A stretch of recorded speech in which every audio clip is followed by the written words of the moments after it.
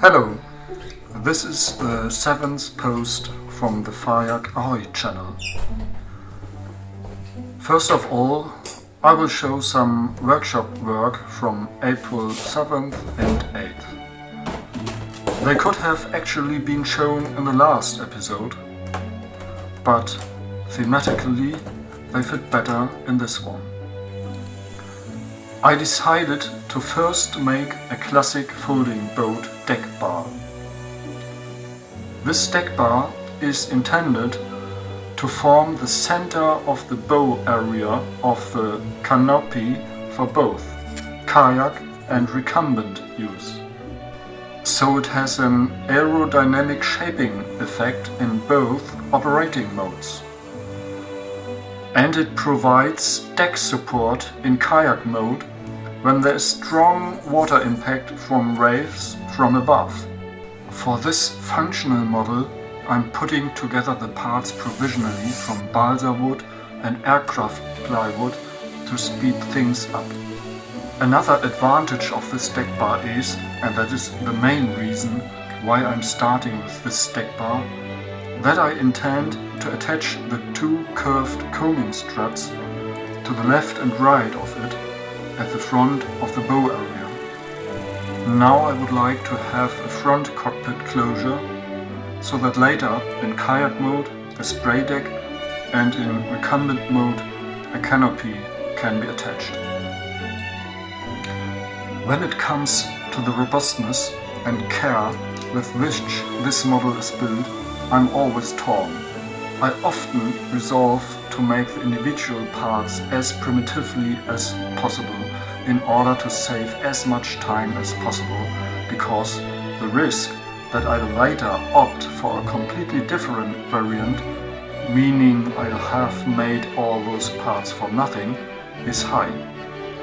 But most of the time I get such a bad feeling about producing shoddy, botched work that I'm afraid this bad feeling will negatively impact my inner motivation to continue with the project. That if I keep making botched things for long enough, I'll eventually simply lose interest and throw everything in the corner.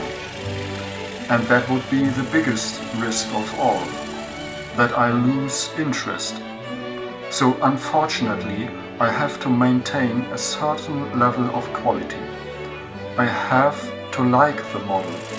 It has to look and feel consistent. Most evenings after work, I take it from the workshop to the dining room and place it on the large table, which I pass countless times throughout the evening, commuting between the TV and the kitchen. Each time I cast a critical eye over it, from different distances and angles. If it's good, it literally draws my attention, and I look forward to continuing to work on it the next day. If I were to design only with computer aid using CAD system, I wouldn't have to fight this battle between solidity, manufacturability, sense of form and time expenditure nearly as intensively as when designing directly on the model with almost realistic materials. The development method using a scale model therefore enables a much more realistic design than is currently possible with a virtual CAD model. But unfortunately, it takes time. And there's another advantage to this construction method, i.e. the method of being creative when working practically with our hands, for example, on a model. Our brains work much more productively when we are moving. Whether we are walking or working with our hands may not make much difference. The main thing is that we've activated our musculoskeletal system, so to speak, and have physically taken action. I first became truly aware of this almost 6 years ago, and since I'm collecting all sorts of rules and methods, that make working on projects easier or faster, I jotted down the following remark back then, in September 2019, under the heading Thesis C. Don't overthink, just do instead. Doing is superior to thinking, because doing is practical, intuitive thinking. It's essentially living thinking.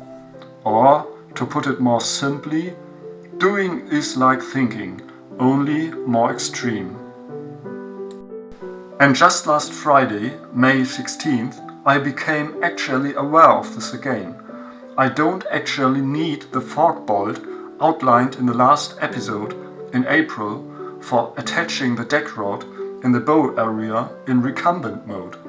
That's especially nice because it would be a small but extra part that only will be needed for recumbent mode. And every part you carry that's only necessary for one of the two operating modes is just ballast in the mode in which it's not needed. The fork bolt can therefore be omitted, namely if I make the two fastening tabs in the two bow halves pivotable around their longitudinal axis. I was so astonished by the idea, which suddenly arose quite naturally from handling the model, that I had to flip back to April in my construction diary just to check whether I had actually been so stupid back then that I had thought of it. And yes, I had. And why? Of course, the desk is the scene of the crime. It's comfortable, but apparently, paradoxically, leads us astray far too often while sitting. So be careful with that furniture. Every desk should actually have a warning notice attached, such as caution. Improper use can cause physical and mental harm. Never use it for longer than 10 minutes at a time. Ventilate thoroughly afterwards and take a 30-minute walk in the woods, or do 1 hour of workshop work to counteract acute stupidity.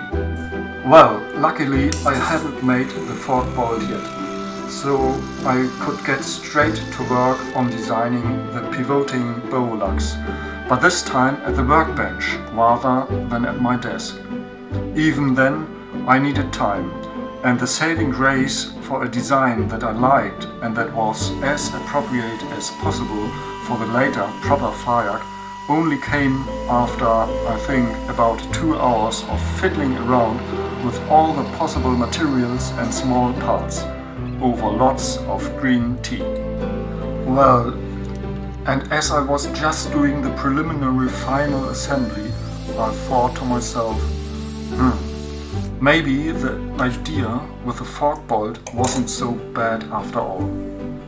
Because creating pivoting tabs in the very front bow area is also relatively complex. So I'll think about it again. I don't have to decide until I start building the prototype.